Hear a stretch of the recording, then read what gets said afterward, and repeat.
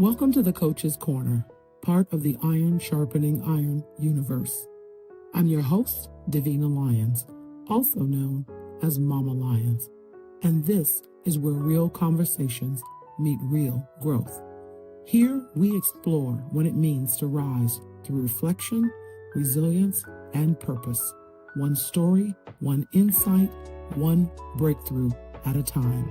Whether you're a coach, a leader, or simply on your own personal development journey, this is your space to reflect, identify, stand, and emerge stronger than before. So grab your notebook, take a deep breath, and let's rise together right here in the Coach's Corner.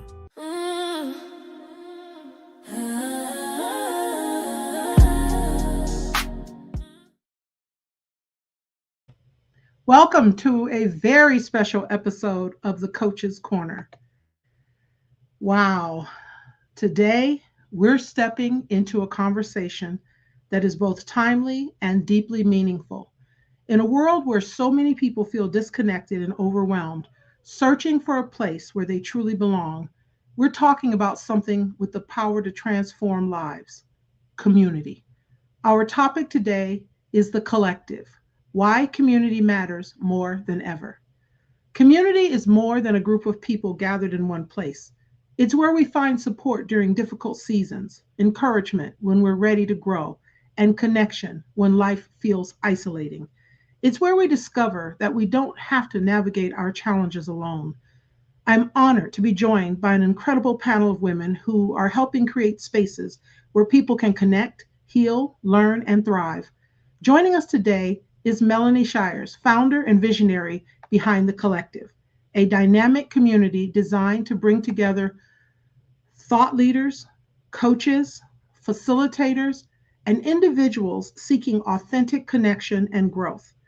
We're also joined by LaQuincia Nichols, founder of Conflict Clarity Lab and Community Guide within The Collective, whose work helps individuals and organizations navigate difficult conversations with confidence and understanding. And joining us as well is Samantha Gregory, founder of the Self-Care Oasis and Living Room Talk facilitator, who is passionate about helping people prioritize wellness, restoration, and intentional self-care. Together, we'll explore why community matters now more than ever, what makes a healthy community thrive, how connection impacts our personal and professional lives, and why spaces like The Collective are becoming so important in today's world. So settle in, lean into the conversation, and let's talk about the power of belonging, connection, and community. Welcome to the Coach's Corner.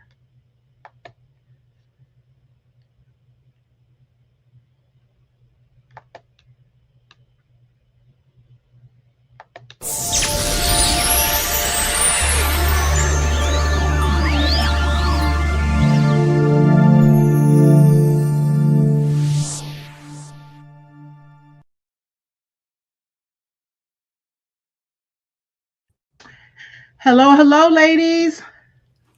Hello. Hi, everyone. Yeah, boy, I tell you, technology is interesting. I'm not sure. Something felt like it just happened, but we're here and we're together, and that's all that matters. So we made it, right? And what's really cool is usually this episode is I'm usually with one guest, but today I decided to do the panel because I think it's important. We're talking about community, so let's exhibit community in this conversation. So very excited to have you here, and just trying to get it all together here. Here we go. A little bit of techno stuff going on. All right, so how are we? Doing great. Doing fantastic. Excited. Yeah. All right, good. Thank you. Thank you for allowing us to have just a space on the Coach's Corner. This is amazing. Thank you. Thank you. I'm so happy to do this. It's so timely. In the introduction, I didn't mention that I too am a part of The Collective. and hosting living room talk. And I also have a community there. So we're going to get into that and talk about it. But let's start out with Positively Melanie, because this is her brain baby. This is her creation, her masterpiece, and she's brought us in. And so it's really exciting. So let's just jump into it. Okay, so Melanie, where do you want to start? Like why I decided to do this? You know, I want to. it's kind of it's kind of interesting because we're all, you know, coaches and facilitators in our own right and have our own businesses. And, you know, I'm constantly meeting these fabulous women who are supporting and empowering other women in their own way, right? In their own businesses, their own brands. And it's kind of twofold, right? Like I've always wanted to have a community to help and serve and support, you know, women, because that's who are my clients. But at the same time, I'm finding that where a big gap was, and I didn't realize this as much until the first living room talk and the after effects of that talk, I was getting emails from people saying this was really nice to have a space for us as coaches and facilitators to have a space where we could just breathe and be, because usually you're helping and supporting and, you know, guiding and nurturing others.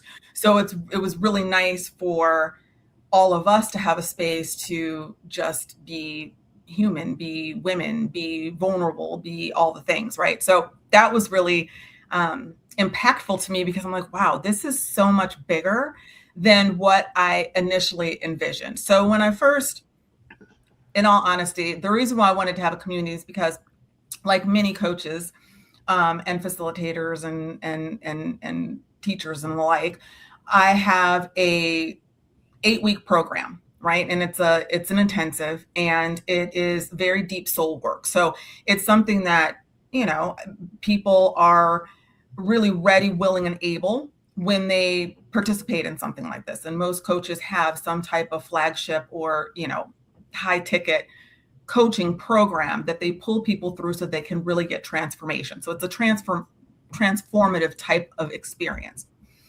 With that kind of work, right? You have women who are, or even if it's women and men, but you have your clients that need something additional to just the, you know, the session that you're going through, especially when it comes to actual transformation. Because again, you have the awareness, then you have the knowing. So, and that's where the work is happening in those transformative, you know, immersives. But then what happens after, right? A lot of times there's a big gap between the knowing and the embodying, or the integration into the day-to-day, right? So then you have people who they get the lessons, they learn the tools, they're doing the thing inside of your experience or intensive. But then what happens when they go back to their lives, the 9 to 5, or when they go back to, you know, every day, when they are 3 months out, 6 months out, 2 years out from the program, right? It's that piece that is the, okay, now what? How am I going to hold myself accountable? Even though, yes, we know we need to hold ourselves accountable, it's so much easier when you have a community or a tribe, which is why AA and all of the, you know, great programs that try to help people break addiction.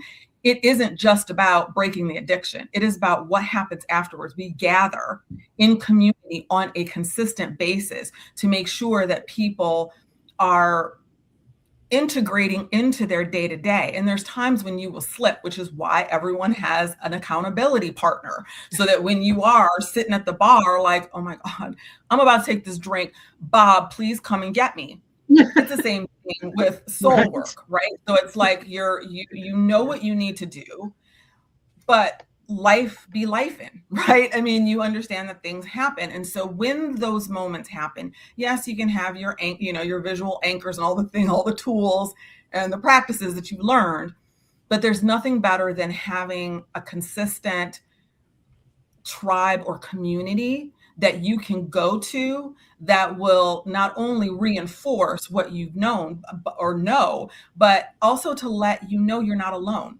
if you're slipping back into,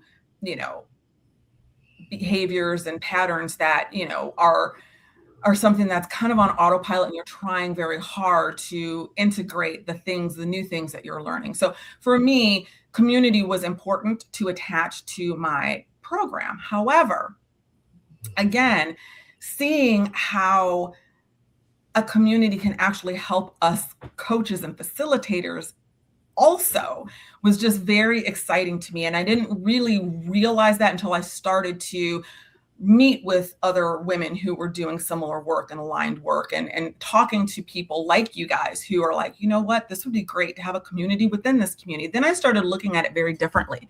I started looking at it, instead of all of us, with our flashlights, going into our own communities and helping women in our communities, which we are doing and we will continue to do.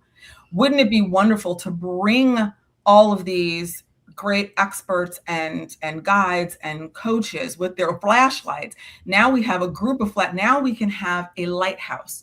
So now the light beam goes real far, right? Because there's more light. So it goes really far. And now all the boats are coming to the lighthouse, right? Because now it doesn't matter if I'm in Samantha's world, or if I'm in Melanie's world, or if I'm in Q's world.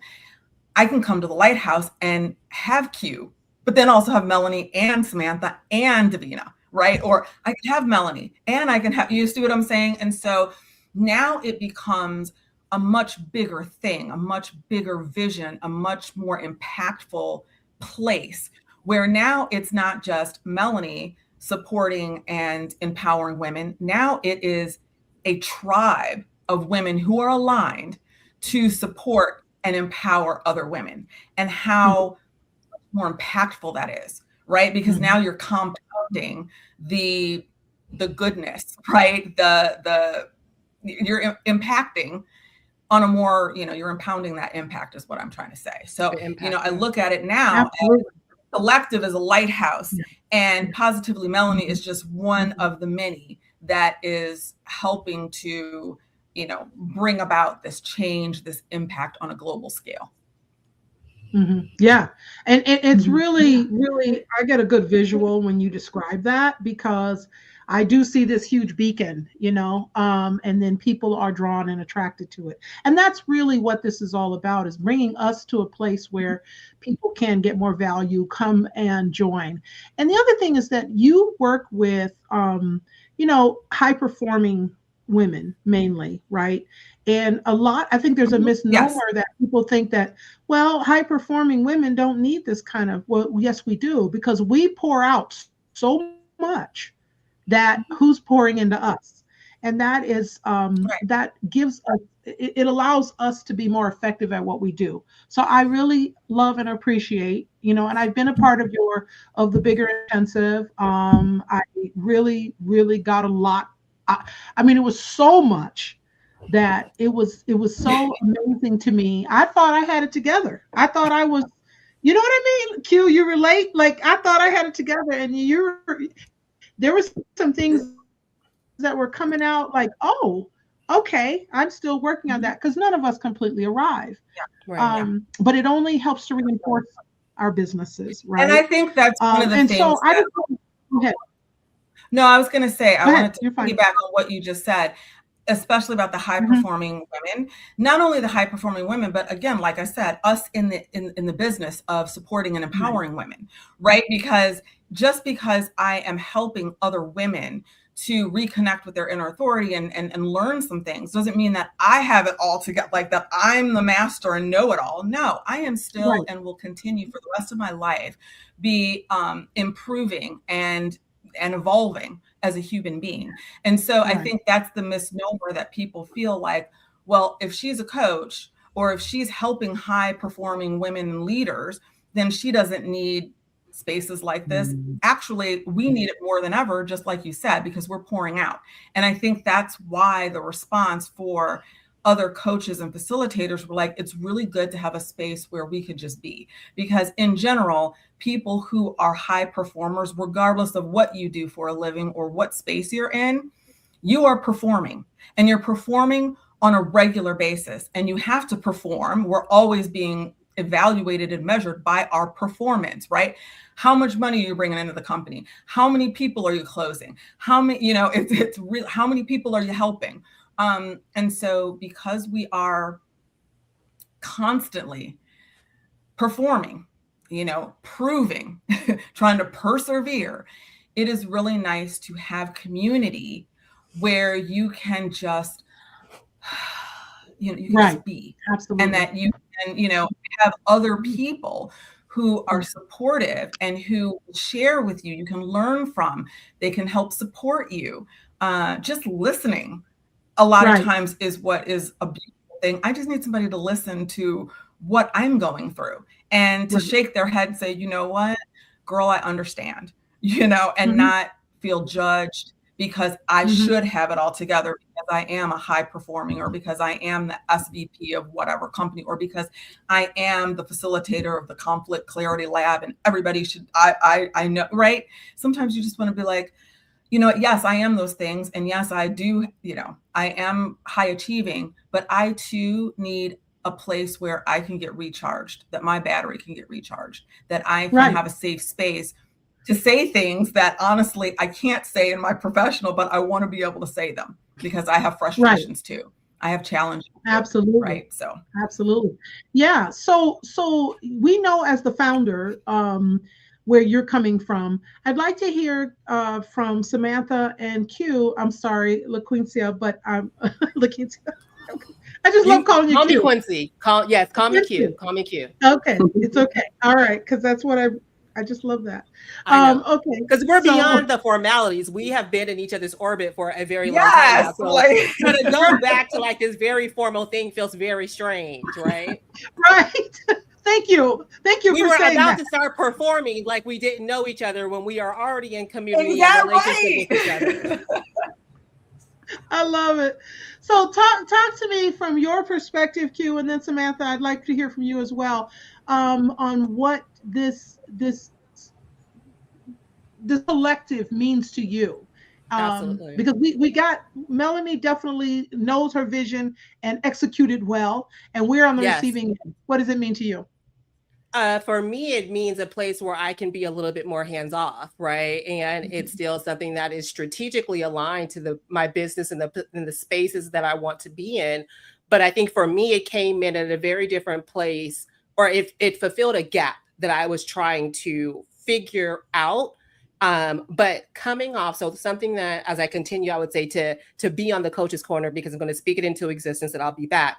But one thing I love to do is I love to read. And if you spend any time around me, one of the books I truly, truly love is Who Not How, right? It's one of my favorites. And for me, I was in a space to where I had enough sort of iterations of my signature program, which is called my Conflict Clarity Lab. It's a 5-week live intensive to where we take one conversation, we work through it strategically. How are you going to set this conversation up so you stay in your power, you don't abandon yourself, you don't shut down, and we don't lean on blame, right? Now, I've had some wonderful participants go through the experience. They love it. They enjoy it. But to my sort of rubber meets the road point was what happens after?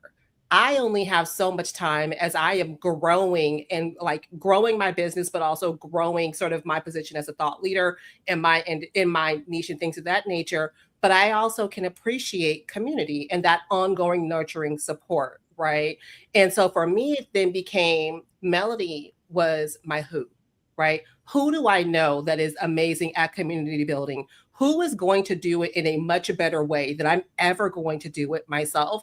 And if I can leverage the other community guides, the other facilitators within the community, then guess what? When I'm not able to be in the room directly, my people who still need support, they can be nurtured, they can be fed, they can still have people who are maybe questioning them with some polite thought starters on just how are they thinking about how they're showing up in certain spaces, what are the ways that maybe they want to think about change.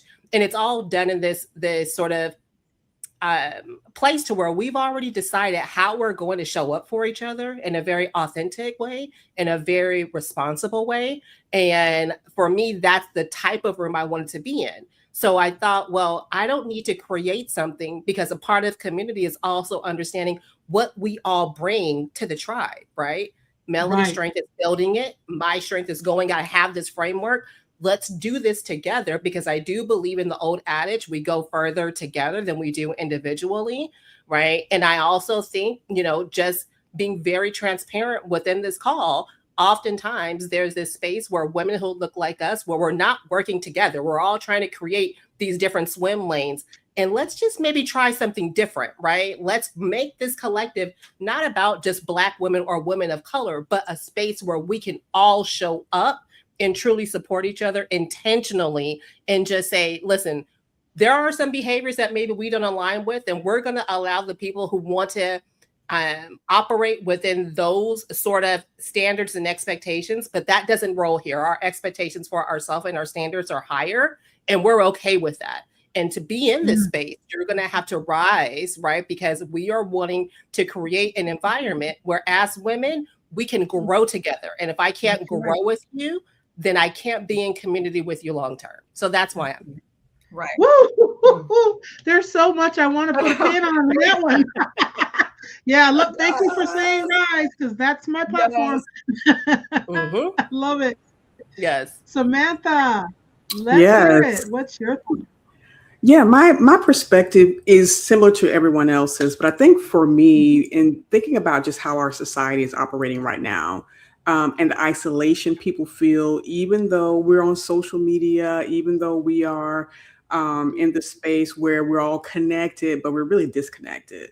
And I feel like being in community is kind of the antidote for that. It's also like the kind of the cure for that, depending on the person. And I think this kind of community, especially for women who are doing transformative work, is important, because we being, like we mentioned earlier, giving so much of ourselves, so much of our energy.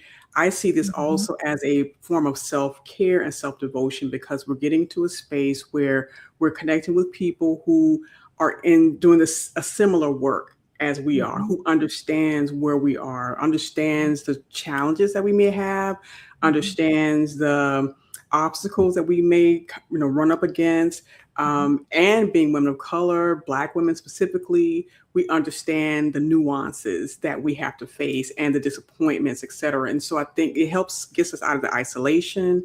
It helps us feel connected to energy that expands us versus depletes us. And so I think that's one of the main reasons why I really love this idea of the collective and being a part of it. And I know too, like Quincy said, sometimes you aren't the builder of these type of things. I'm not a builder of a extensive community like this, but I can be a part of it, and I can invite other people into it. And I know where my lane is.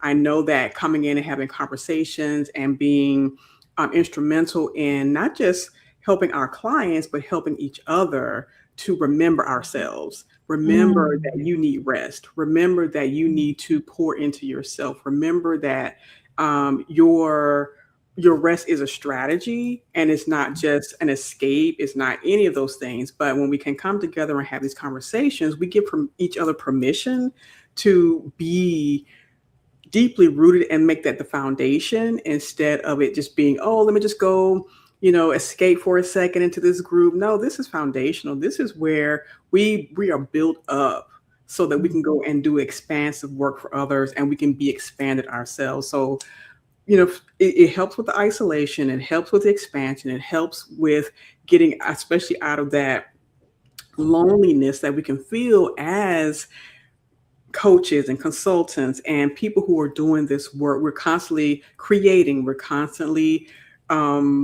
showing up.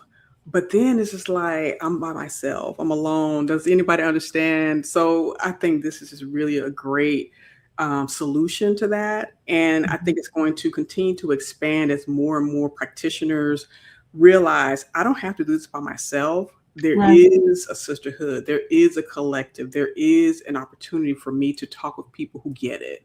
And so that's what excites me about this, and just makes me want to dive in and share my gifts, and also be fed as well by other practitioners who understand. Yes.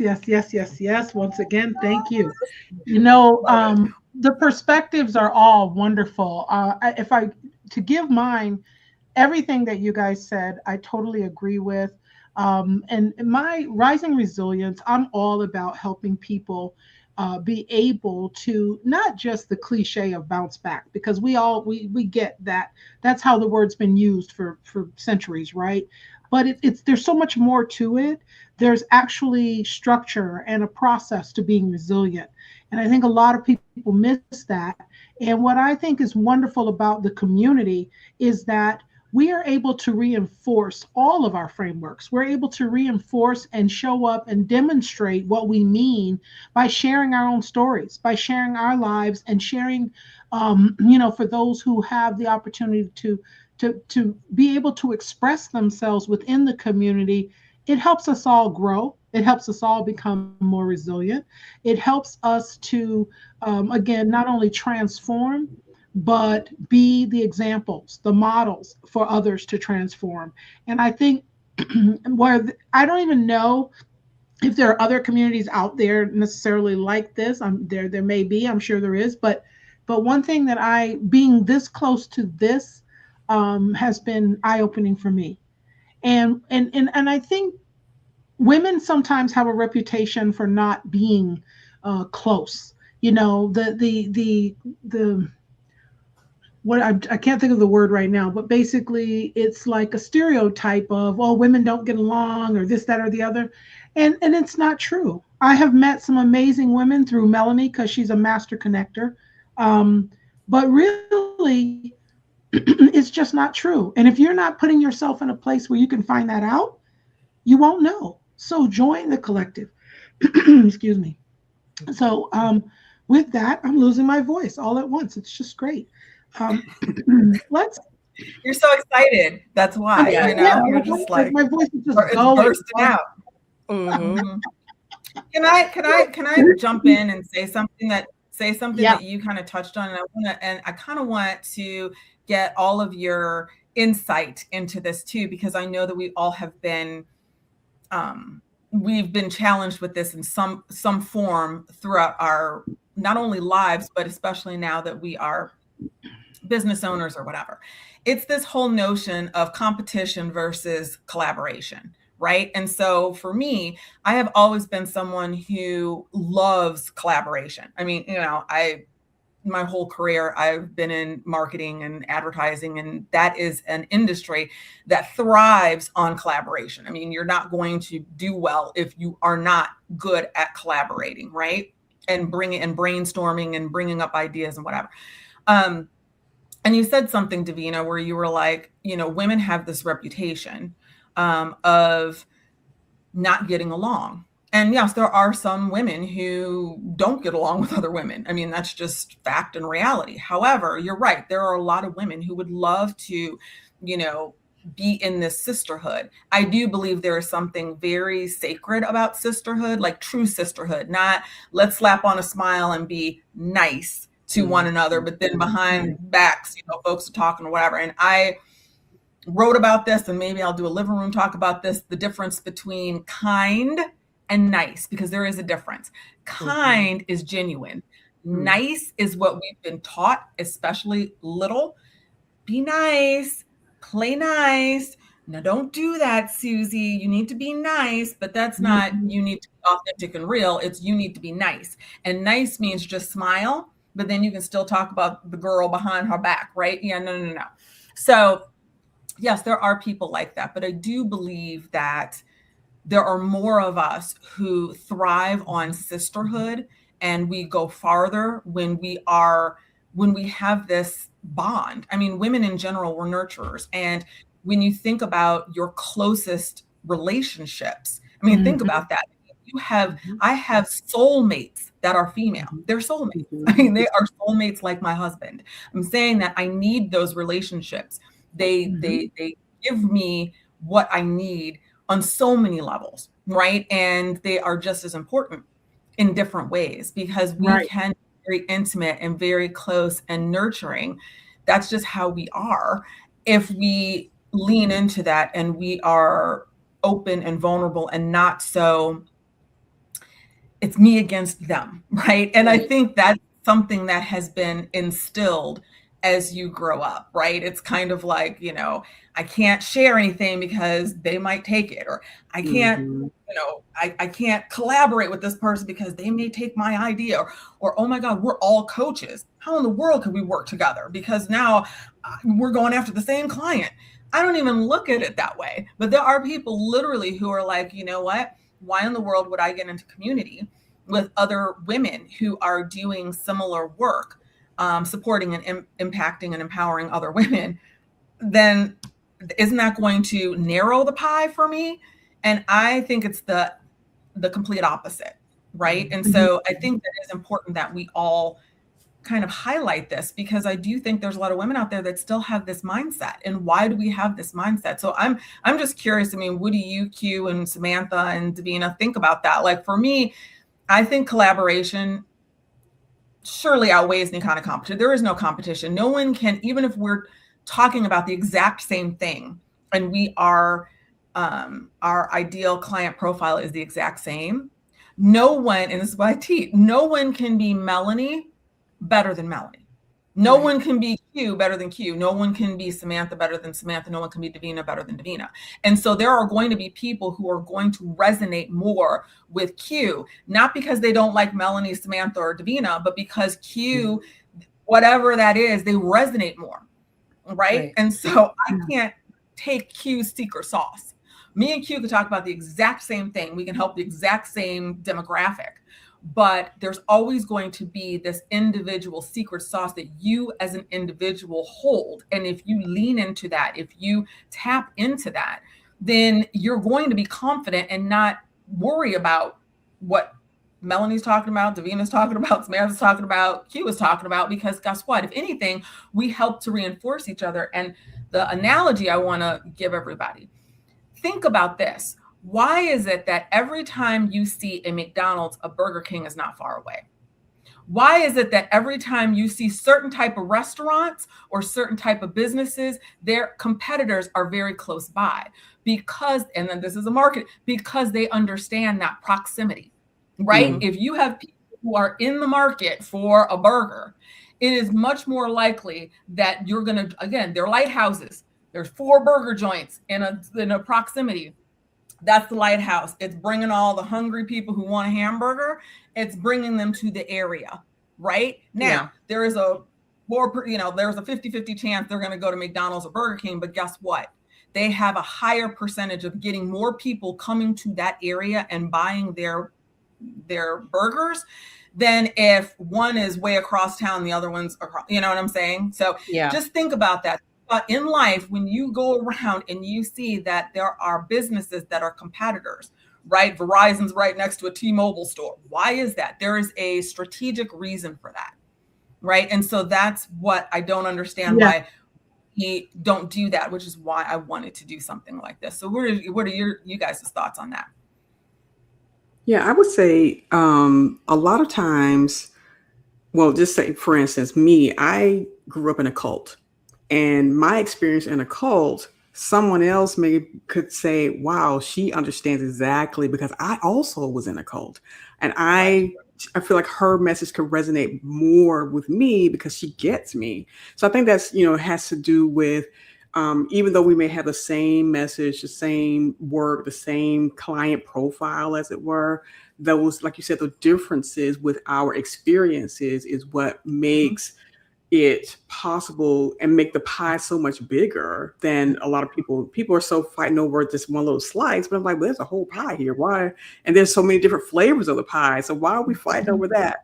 So I think it's just our voice, our experiences, and how we connect with people, because I'm more calm. I'm an introvert, and I may attract more people who are calm introverts, and because they can't handle a very high energy kind of person. So I think when we can think about it from that perspective and how we bring different gifts to the conversation, to the work, then we can readily release the idea that there should be competition. That's so good. Yeah. Q, what did you say? I love the idea of this conversation regarding collaboration versus competition, because to me, it's loaded. And I feel like we don't have time, but I'm going to sort of bullet point myself. When I think about it going, sort of as far back, when you think of like sort of early education days for people, maybe in like the early 40s or the 50s, right? There was a lot of focus on group projects, right? And working together as a group. And then at a certain point, it became do your own work, right? To the point to where I can remember being a child and like covering my paper so no one else could copy my answers. Then, right, you go to, if you decide to go to college, then you have this sort of ranking system, whether you're on whatever list. You move into the corporate world. Sometimes you have a stack rank. Sure, we all want to collaborate and bring good partners. But at the end of the year, when it's time to talk about bonuses, guess what? We're ranking everybody from 1 to 100. And that then it reinforces all of these little pieces of competition is prioritized over collaboration, because sometimes it has to hit the pocket, right?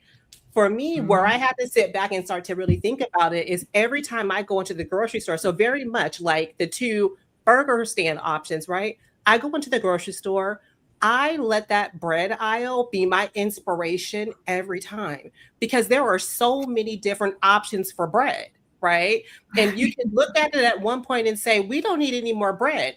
But clearly, each of those companies has space on their shelf because there's a clientele that is coming in and purchasing that bread. So whether it is, for us out here locally in Arizona, if it's the Fry's brand of bread versus Wonder Bread versus Sara Lee, right? They have their unique audiences, and them being in proximity to the other doesn't have any issue in terms of what they may get. Now, what I do think sometimes it does require for you to sharpen your sword, right? You may have to get better because of the people are around you. And you can either leverage that energy for insecurity or leverage it for motivation to say, you know what, there is an opportunity for me to do better. I do see what someone's doing that's inspiring to me, rather than me wanting for them to slow down. How do I speed up?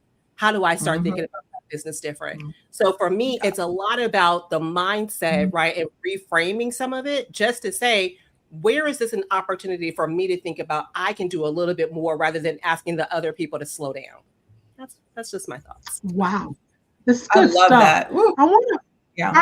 I do. I love that. But I want to right now, let's stop for a moment and let's talk to the listener who's not a coach, who's not who doesn't consider themselves to be high performing. Is the collective a place for them too? Absolutely. Yes. Absolutely. Absolutely. Yeah.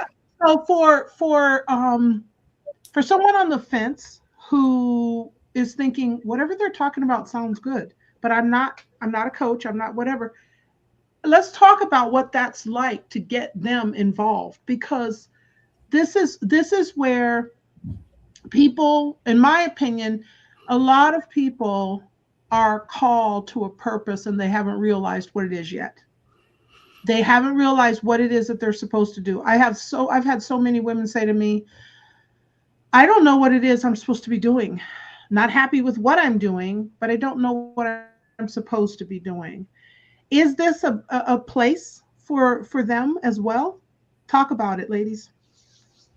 Oh, I would say absolutely. I would say absolutely, because I believe all human beings, regardless of if you're, to me, high performing, when I talk about high performing, I'm just saying, there are women who are leaders of teams, of companies, of households. Okay. So even if you are, it doesn't matter about what your profession is, that has nothing to do with it.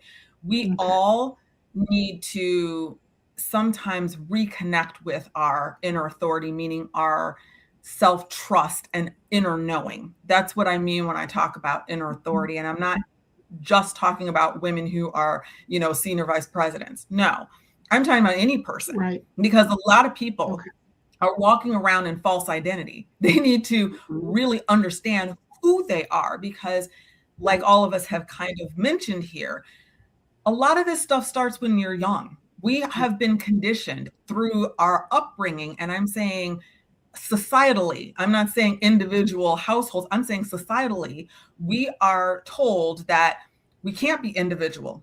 You know why? That's rebellion. You need to do what everybody else is doing. And if you're not doing what everybody else is doing, something's wrong with you. So that starts, and that starts young, right? So, little girls are like, well, I like climbing trees. Oh, you must be a tomboy. Like the labels start, then you shouldn't be doing this, or you should be doing that. Starts very young.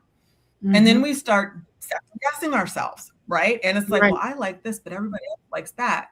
Is something wrong with me? Maybe I shouldn't like that. So I'm going to change because I want to fit in. And that happens all throughout your life. I mean, you know, and then at certain points, like I always talk about midlife, because that's usually the point 40 plus when people start doing reflection, because they have been living their life up to a point and they're wondering why there's this quiet friction, because they've ticked all the boxes, right? Because again, we're taught to get reaffirmation and validation externally, right? Mom, Dad, look at this. That was great, Melanie. Thank you. Oh, look, I got all A's. Oh, that's great. And just like you said, you know, and it continues on. Oh my God, I got the most sales. That's great. You get the promotion, you get the whatever, come up on stage at the end of the year. And a lot of times, and I don't want to get into this about those types of things, it ends up chipping away at us slowly, because a lot of times what we really want, what we really feel, our true identity is getting pushed farther and farther down, because now we are performing and we are getting external validation, right? I mean, anyone who's a performer knows that crowd clapping, cheering, whatever that is, endorphin, like that lights them up. It's a drug. That's what we're seeking. It is a drug, right? And so it's not until we get to be the age where we're like, okay, I've ticked all the boxes, but why am I still unsatisfied? Why is there still this quiet friction? And that's where usually the reflection starts coming in, and people go on sabbaticals and there's all kinds of reasons. But the thing is that it's because a lot of people have been disconnected from their true identity. They've taken on another, they've slapped on the mask, they're performing, right? And then you get good at performing, you get rewarded for performing, but it's also draining and tiring, right? And it's also hard to keep up, right? So over time, it starts to wear on you if you're living somebody else's life and not yours. And there's a lot of people who are in professions, I've talked to them, because their parents were lawyers. They have a law firm. So of course you're told from a young age, you're going to be a lawyer and you're going to work in the law practice. And that's what you just go on autopilot, and you think that's what you want. But secretly you've always wanted to, I don't know, be a musician, whatever. But that you push that aside because no, I'm going to go to law school like my brother, like my dad, like my mom, and I'm going to work in the law firm. Right. And then you go and then you work in the law firm business until the family then business you're like, okay. Always. Yep. So you know, and then you're wondering why am I not happy? Go ahead. Yep. I'm sorry. I want to segue a little bit because I mean everything you're saying is spot on. And so the difference between a social group and what we have with the collective, definitely I want to touch on so the living room talk. And Samantha, you're a living room talk leader, right? So I want to talk a little bit. I also am leading one coming up pretty soon. But this is where I think this a unique value to the collective is having these conversations, and especially for the people who aren't sure where they want to be, or aren't sure what exactly are they bringing to the table. It's first getting in and feeling comfortable with community. So Samantha, you're leading. Talk about the one you're going to lead and what is it about and how you think it'll benefit people.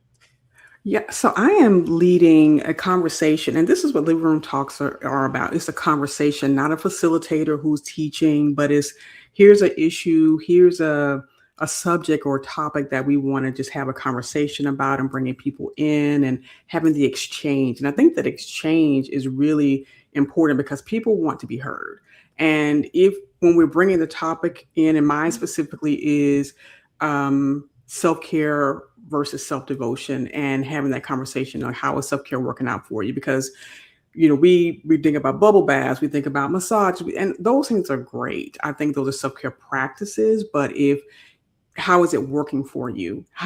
Are you caught up in a loop of burnout relief, and so we're going to have this conversation about, is it really working for you? And I think that a lot of people are silently suffering, and they're like, well, I've been doing everything they've been telling me to do. These are the things I've said I really need to do. So why is it not working? What else do I need to do? what are some of the issues and the problems that I'm coming up against, and how can I get, some input, some feedback from the people in this group, not just about a solution, but what's the reality of it? Because I have a really busy life. I'm transitioning through different phases of my life. I'm in the sandwich generation where I'm taking care of parents and kids, and what can actually work for me? And so this is what the living room is all about. It's about having these discussions and being really real and raw and allowing yourself to come forward without shame, without guilt, without being policing yourself or filtering yourself. But it's just really a connection place where my voice can be heard, or I can just listen. A lot of times people don't want to talk, but they just want to hear.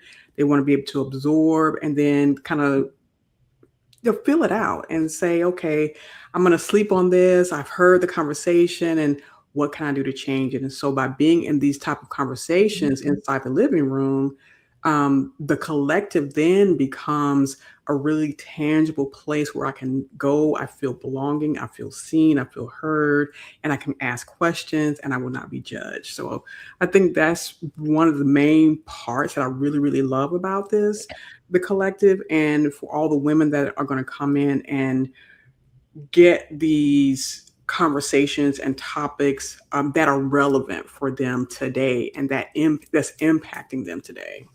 That's good.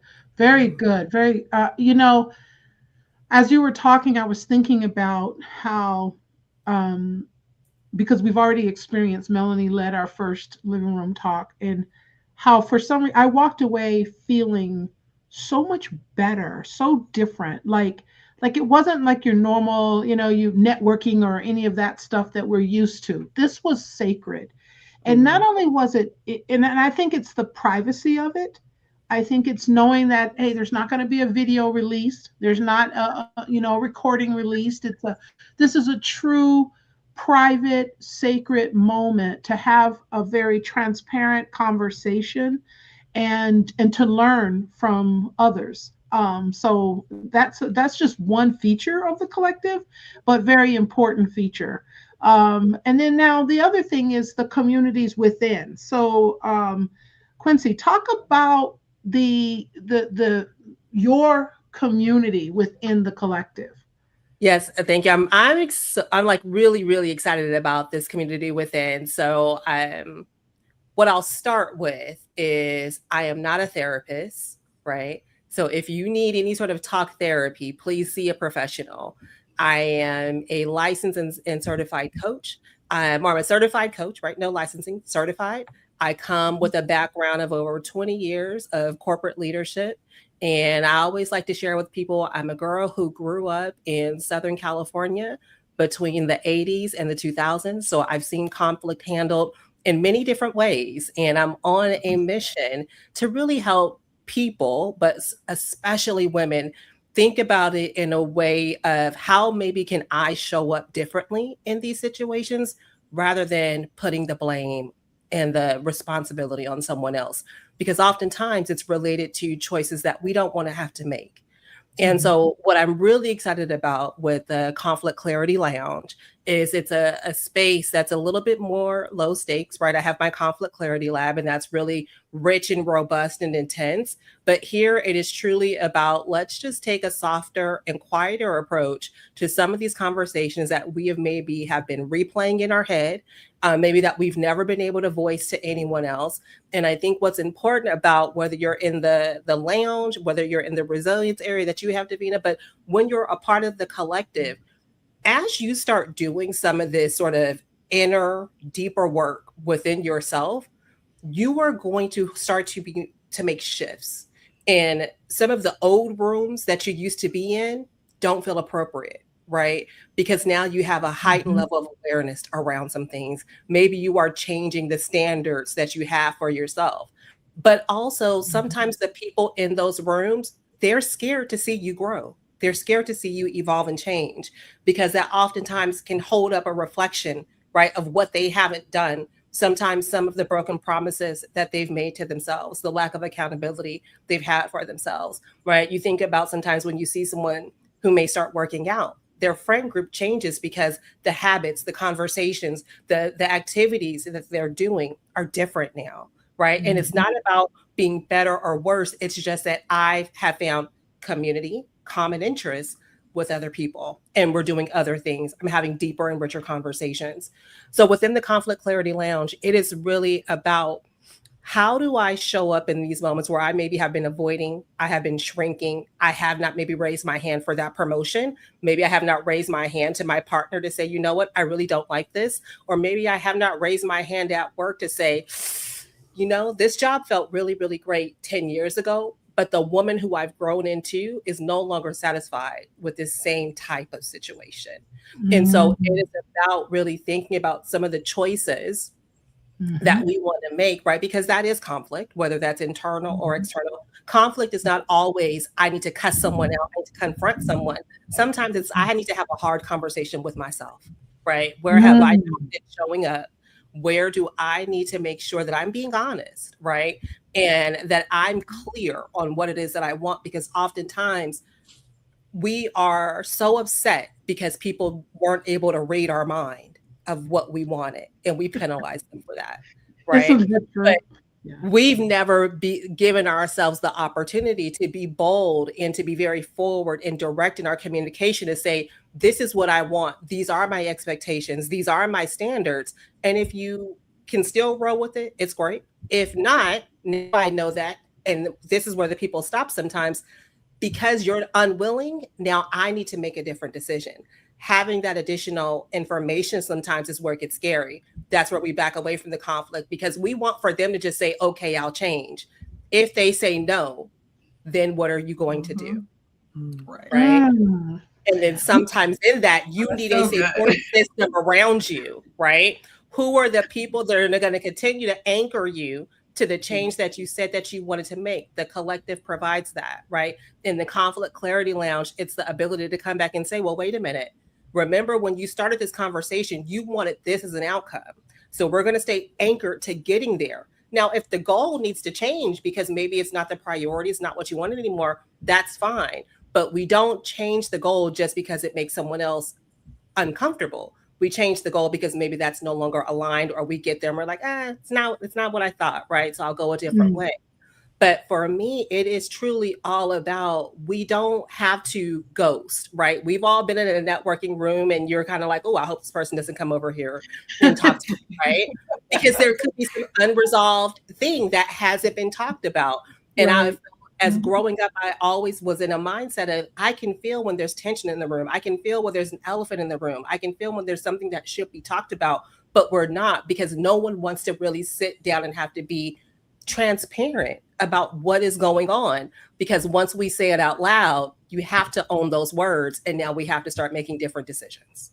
So Conflict Clarity Lounge is a place to say, you know what, maybe sometimes, listen, and for my girls, I want you to go to church and go to Bible study on Wednesday, do all the things, but sometimes you can give it all to Jesus, but sometimes Jesus wants for you to take the wheel for yourself and say, what are you going to do with this now? I've empowered you to make the decisions that are right for you. So either you have to end up in that boldness and that confidence, or you're going to continue to figure out how to blame everyone else around you because they're not willing to make the changes to satisfy you. When all it takes is one change, you make the change in you, and you allow the other people to make a decision on if that change aligns with them.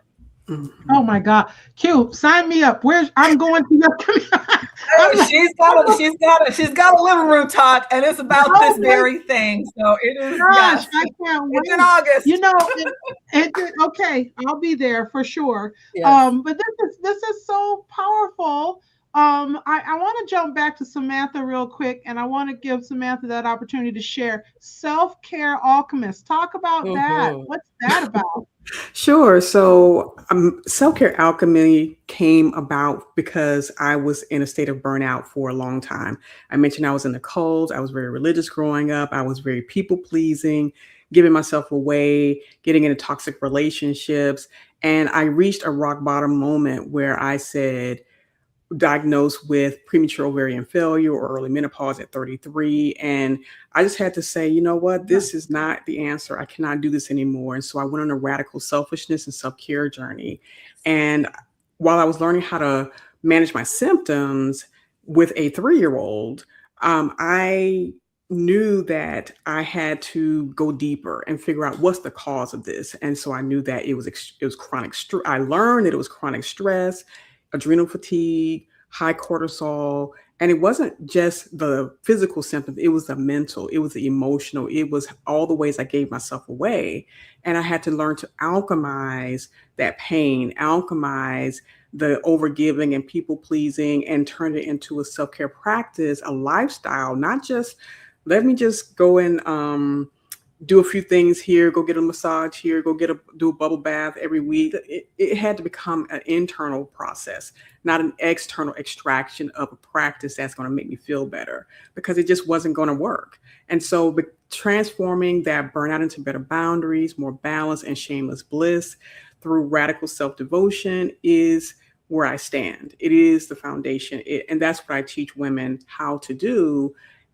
And not just from a mental standpoint, it's a somatic, it's a body thing. It's where you have to really go deep inside of the nervous system and where you've been bracing your entire life. Because I was just bracing for impact. I was performing. I was just doing all these things that so many Black women specifically deal with on a daily, because this is our culture. This is what we have been forced to do, guilted into doing, manipulated into doing, gaslit into doing. And so I'm like, you can get off that roller coaster, you can break up with burnout, and you can embrace shameless bliss, and you can do this through your self-devotion practices. It sounds selfish, but that's the point. We have to be more selfish so that we can fill ourselves up, so that we can become the better, best, most expansive version of ourselves, so that we are not giving from depletion. So we're not giving from empty place, but we're giving from a place where we're full, we're at capacity, we're over capacity, we're overflowing. And that's where everything comes from. And so it's no longer from this place of strong Black woman. It's no longer from this place of, let me give my very last so that everyone else can be happy and so they can be pleased with me. But I want to be pleased with myself first, so that other people can bask in the glow of this light that I'm putting out, and not the dimming myself because of what everybody says or what they feel, or because I feel like I'm just going to leave someone else out. But you put yourself first, everybody else can be included. So that's what I do. That's how I share. That's how I teach. And I also do EFT, which I think every woman needs to learn. You absolutely need to learn EFT so you can release from a somatic and nervous system perspective everything that's holding you back, so that self-devotion does not feel so bracing. It doesn't feel so foreign to you, but it just becomes the lifestyle that you live. So this is so rich. Listen, this is just 2 women, and there's so many more involved in the collective, but this is so rich just in what Samantha and Q alone have shared. And just imagine all of the other, and I know right now I'm sounding so infomercialish. I'm sorry. But wait, there's more. Just wait, there is so much more. But it's the truth. It's the truth. This is amazing. Melanie, I want to share to anyone watching this, the contact also for getting to the collective that's on the screen. But guys, come on. This is just so exciting to be a part of. You hear about resilience all the time from me, so I'm not going to take up time for that right now. What I will say is that stay connected. For all that are listening, stay connected to the collective. It is positivelymelanie.com/the collective. Please make sure that you check it out, because you're going to see Samantha, you're going to see Q or Quincy, you're going to see myself. And of course, Melanie, and so many other amazing women with so much to offer. The living room talks are, I can't even express adequately how cool the living room talk is, because it's just something that you can't show up and not get something from it. You just can't. There's just too much brilliance in one spot. I'm so grateful for those of us who decided to join the collective and to push it forward. I made this time on the Coach's Corner today because Why not? This is about coaches. It's not just one. There's plenty, right? And there's this is where you'll find us. So anything else you ladies want to add or say? Anybody want to, any closing thoughts that you'd like to share with our listeners? Yeah, I think just I from just want to my say end, this warms my heart. Okay. Oh, go ahead. yeah, Go ahead, Q. yeah, Melanie, Go ahead, Q. I would just say, as I would say, our sort of resident conflict. I don't like the word guru, but I would say go to is what really, we say we don't like conflict. What we don't like is the chaos that comes from conflict that isn't resolved properly. So give yourself an opportunity to learn a way to do it differently, and I think you'll have some strategies that will carry forth yourself and also your family. Good one. I just learned something. That's chaos. Okay, I like that. Very good. Very good. I want to definitely take a page out of Samantha's book and become more selfish. Uh, I need to do the self care more. So, no matter how much time we think, how much we learn as being coaches, we also can learn a lot more, and that's the space that I'm in. So, there's something for everyone in this collective. So, I really love that. Melanie, any closing thoughts? No, I was just going to say, it just warms my heart because this is something, like I said, that I had envisioned, and I'm starting to see those seeds starting to blossom. And this is just wonderful because I do think that, we all need spaces like this. When I say we all as women, whether you are someone who is a coach or not, we need spaces. We need sacred female sisterhood spaces. And so this is, it's making me, this is what lights me up. And I'm just hoping that this continues to grow and, our community continues to grow. And it shall, for sure. I want to thank you guys for taking time on Sunday to join the Coach's Corner. Yes, Q, you will be back. Samantha, you will be back. I will have you in different episodes. We'll have that one-to-one time and share more about what you offer, as well as others I'm sure that'll be a part of the collective. But this is fantastic. Hang in there. Don't hang up because I want to talk to you about something else. So stay in. I'm going to say goodbye to our listeners, but not to you. And again, whether you listen now or you listen later in the replay, please make sure you make sure you share this community, make sure you share the Coach's Corner, and please don't hesitate to comment and give your thoughts, and look us up in the collective as well. All right. So for now, I'm going to say, see you later.